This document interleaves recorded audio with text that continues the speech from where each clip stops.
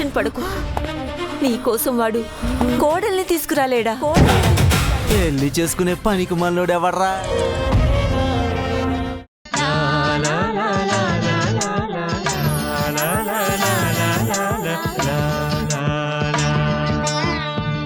భార్గవ్, నువ్వు బొబ్బిలి వారసుడివి. నువ్వు ఆలోచించాల్సిన విధానం ఇది కాదు. అత్తయ్య, బొబ్బిలి వారసుడిగానే చెప్తున్నాను. ఎటువంటి పరిస్థితుల్లోనూ మన నుంచి తప్పు జరగకూడదు.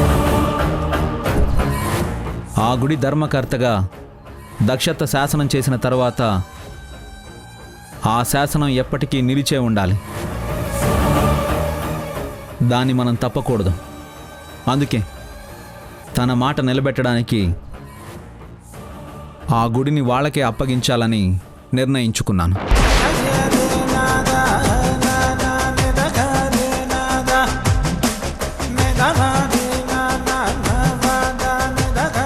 రంగయ్య బాబు, లోపలికి వెళ్ళి గుడి తాళాలు ఇంటి తాళాలు తీసుకురా. ఏంటి భార్గవ్, నువ్వు మీ అత్తయ్యకి ఎదురు చెప్తున్నావా? జానకికి సపోర్టుగా నిలబడుతున్నావా? నేను జానకి వైపు నిలబడ్డం లేదు, నిజం వైపు నిలబడుతున్నాను. సమస్య మనింటిదైనప్పుడు అది మనింటి వరకే చూసుకోవాలి. దాన్ని ఊరి సమస్యగా మార్చకూడదు, గుడి సమస్యగా అస్సలు మార్చకూడదు. వాళ్ళ హక్కుని మనం కాలరాశామని తను బాధపడుతుంది కదా, ఆ అవకాశం తనకివ్వకూడదు. అందుకే ఆ గుడిని వాళ్ళకి అప్పగించాలి.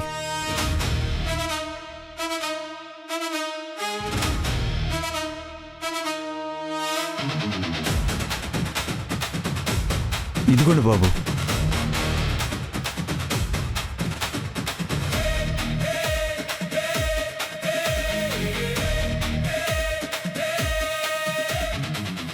దీక్షితులు గారు, ఇవిగోండి తాళాలు. ఎప్పట్లాగే మీరు వెళ్ళి పూజలు చేసుకోవచ్చు. ఆ గుడి, దేవుడి మాన్యం, ఇల్లు అన్నీ మీవే. మీరెళ్ళి అక్కడ ఉండొచ్చు.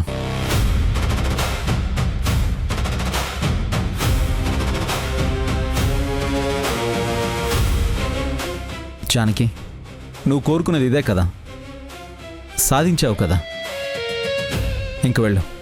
చాలా సంతోషం. ఇంటి సమస్యని బయటికి తీసుకురాకూడదని గొప్ప నిర్ణయం తీసుకున్నారు. నా తండ్రి కోల్పోయిన దేవుణ్ణి మళ్ళీ చూసే అవకాశాన్ని కల్పించినందుకు మీకు ఎప్పటికీ రుణపడి ఉంటాను. ఆగు జానకి.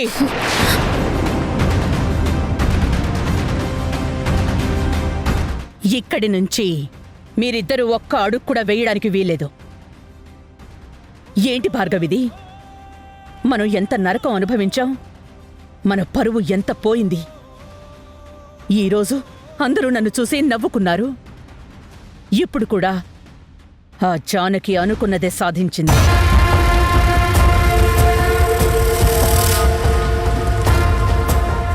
మన ఇంటి గౌరవం ఏమవుతుంది? ఇది కూడా నువ్వు ఆలోచించడం లేదు.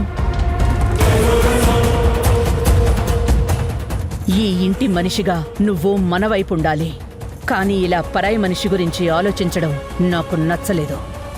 అత్తయ్య, ఇది నలుగురిలో మాట్లాడాల్సిన విషయం కాదు, నలుగురు నవ్వుకునేలా చేసుకునే విషయం కూడా కాదు. గుడి మీద హక్కు వాళ్ళది అని అత్తయ్య చెప్పిన శాసనాన్ని మనకి గుర్తు చేశారు. అసలు అంతవరకు మనం తెచ్చుకోకుండా ఉండాల్సింది. ఇంత జరిగాక కూడా కాదు అనడం మంచిది కాదు. అందుకే వాళ్ళకిచ్చాను.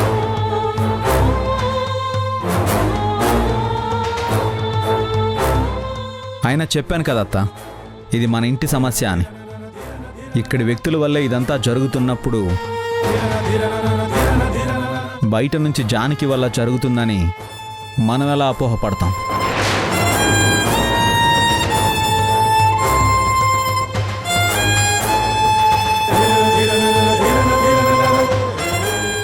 ఇది మన ఇంటి సమస్య అనేంతవరకు నేను ఒప్పుకుంటాను. కానీ మన ఇంట్లో వాళ్లే చేశారు అని చెప్తున్నావు. జానకి తప్పు లేదు అన్నట్టు మాట్లాడుతున్నావు. అంటే ఇంట్లో వాళ్ళు ఎవరు చేశారో ఏం చేశారో నీకు తెలుసా?